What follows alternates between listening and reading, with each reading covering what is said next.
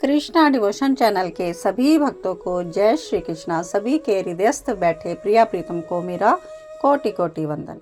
आइए श्रीमद् भागवत महापुराण से हम कथा श्रवण करते हैं। तो कथा आपको डेली मिलेगी इस चैनल के माध्यम से, और सभी श्रीमद् भागवत महापुराण की कथा श्रवण करके अपना जीवन धन्य करें, सफल करें और श्री कृष्ण की भक्ति के मार्ग में अग्रसर हों। तो आइए स्टार्ट करते हैं आज का श्रीमद् भागवत महापुराण का पाठ। ओम श्री परमात्मने नमः। श्रीमद् भागवत महापुराणम सच्चिदानंद रूपाय विश्व उत्पत्ति आदि हेतवा तापत्रय विनाशाय श्री कृष्णं वयं नमः।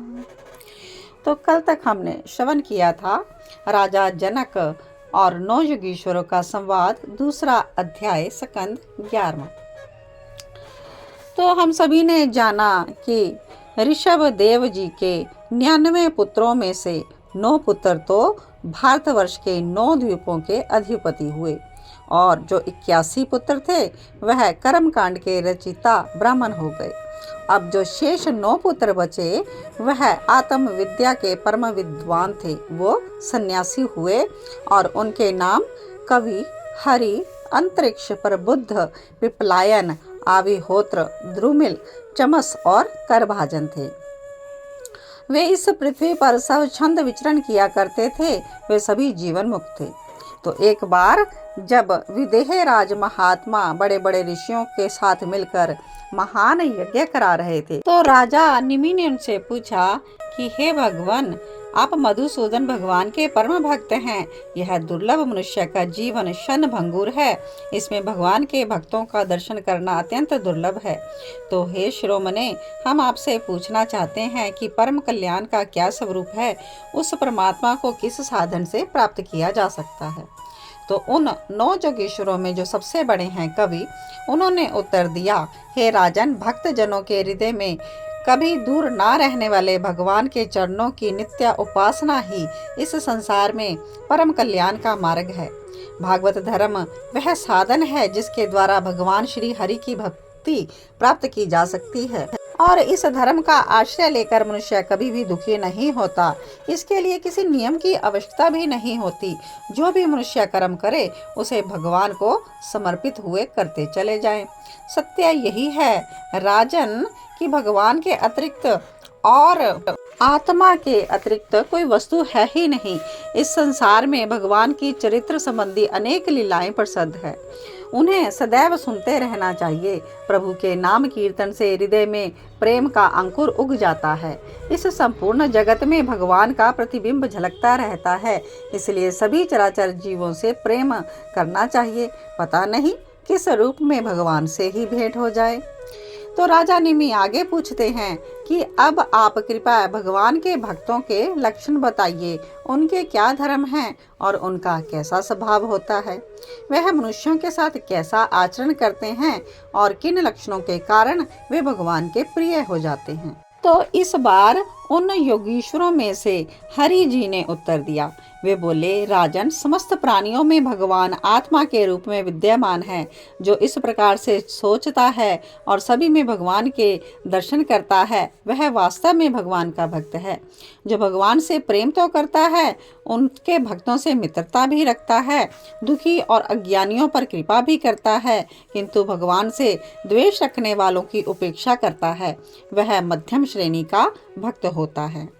जो भगवान अर्चना और मूर्ति आदि की पूजा तो करता है, किंतु भगवान के भक्तों या निर्धन जाचकों, रोगियों की सेवा सुश्रूषा नहीं करता, वह साधारण श्रेणी का भक्त है। और जो अपने नेत्र और कानों से इस चराचर सृष्टि में भगवान का ही रूप देखता है और अनुकूल स्थिति में हर्षित और प्रतिकूल स्थिति में दुखी नहीं होता, अर्थात दोनों स्थितियों में सुख या दुख में समभाव से रहता है, वह उत्तम श्रेणी का भक्त है। हे राजन, संसार के धर्म हैं जन्म मृत्यु, भूख प्यास, श्रम कष्ट, भय और तृष्णा। ये कर्मशः शरीर, प्राण, इंद्रिय, मन और बुद्धि को प्राप्त होते हैं। जो पुरुष भगवान की इस स्मृति में इतना तन्मय हो जाता है कि इनके बार बार होने पर भी उसमें मोहित नहीं होता, वह उत्तम श्रेणी का भक्त है।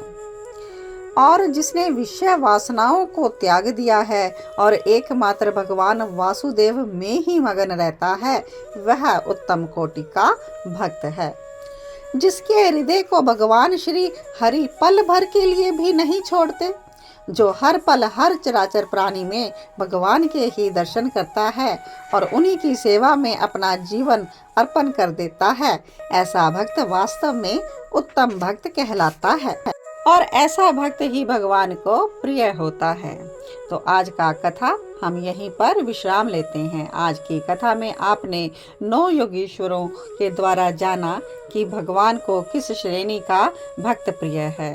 3 श्रेणी के भक्त हैं, मध्यम, उत्तम और श्रेष्ठ भक्त। तो आप सभी ने इस प्रकार से भक्तों की श्रेणी जानी।